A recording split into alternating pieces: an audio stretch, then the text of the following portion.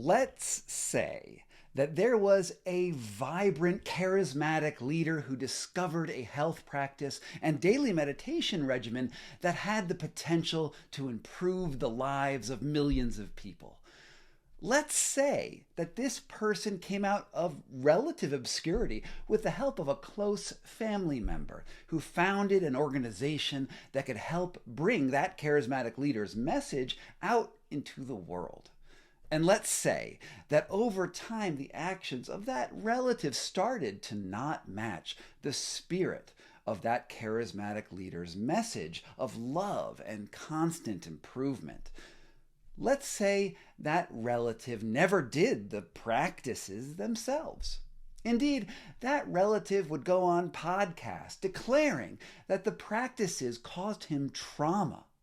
But he saw an opportunity at the very beginning of everything when the charismatic leader was suddenly in debt and at a very low point in his life. So the relative decided to build a business out of that charismatic leader's vision. Now, I need to remind you that this is, of course, a purely hypothetical story. I came up with it out of the ether to raise what I think are important allegorical points. Any relationship to actual, real-world people is purely coincidental. Now, let's say that this charismatic leader didn't want to be involved in the day-to-day operations of a business so that they could devote all of their time to important scientific matters, while the relative built up, let's call it a church. Now, let's say that that relative had a reputation for being a little mean, and that the charismatic leader frequently acknowledged his conflicts with the relative publicly.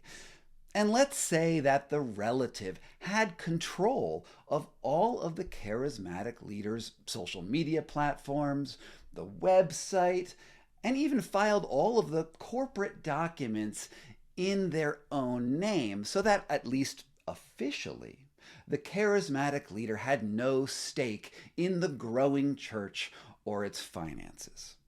Let's say the charismatic leader believed that the paperwork was all legitimate, even though the relative had almost 13 years to sort out the conflict. Now, let's say that there was a journalist who was a daily practitioner of these esoteric fitness routines and routinely talked with the charismatic leader and loves the practice. Let's say this journalist had been with these fine fellows at the very beginning. He did adventures with the charismatic leader. Maybe they even climbed up a big mountain together. Maybe that reporter even wrote several books about that charismatic leader's message. Now, let's say that this completely fictional journalist caught wind of the relative's odd behavior and wanted to inform a community of millions of churchgoers that there were some problems with the structure of things. Now, let's say that this journalist wasn't only a well-recognized expert on the subject, but also had won awards for his ethics in journalism.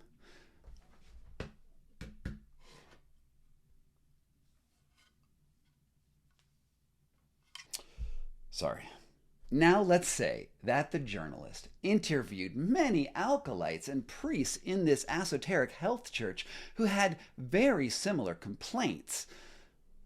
This journalist took great pains to protect people's identities when asked and did deep dives into publicly available material that traced the problem extremely clearly.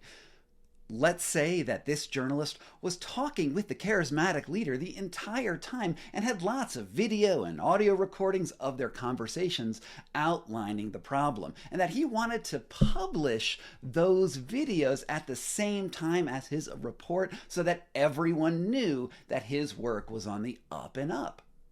Let's say that he was very careful to document the charismatic leader's consent as he did his work. And now let's say that the video that he eventually put out on an internet video platform was very well argued. Now, let's say that once that report came out, the relative who controlled everything got extremely angry at the journalist. Maybe that relative had success in the past bullying priests in his church by threatening them with lawsuits and copyright takedown notices on their respective platforms. Let's say that the relative issued numerous copyright takedown notices on that journalist's internet channel. And let's say that they sent the journalist threatening letters. Let's say that the journalist got hundreds of notes from priests in that church supporting his reporting, while at the same time watching his presence on that platform that helps sustain his long and well-regarded career fall to pieces. Let's say that this journalist worried all night long not only about the specifics of his reporting in this individual case, but the very nature of journalism itself in the world. Let's say he worried about the ability of churches like this to stifle something like free speech. And let's say he wondered how internet platforms let conspiracy theories run amok, while well-documented reports like his can be taken down in bad faith. Well, if this story were true, would you say that the church was acting ethically? Would you say that the church was expressing legitimate dissent and engaging in civil discourse? Would you say their actions indicate that the journalist was making things up entirely, or that the journalist himself was a fraud? Or would you say that they were trying to bully the journalist in the same way that they bullied the priests in the past? Should that journalist have their career threatened? Should that journalist no longer be able to make a living because his work resonated with so many people? After all, if they disagreed with what the journalist found, why wouldn't they just present evidence to the contrary? For that matter, why wouldn't they simply ignore the journalist and his diminutive audience entirely?